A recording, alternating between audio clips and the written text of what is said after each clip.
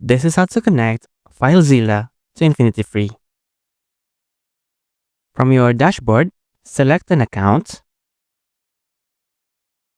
then go to Control Panel,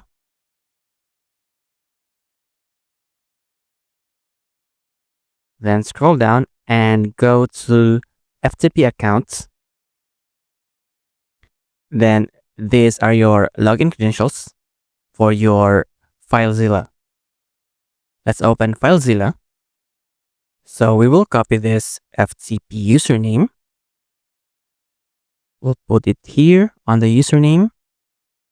And for our password, you can get it on your account details. So we'll just copy this one, paste it here, and we will use port 21. And this is our FTP host name. So paste it here on the host and just click Quick Connect. And just click OK.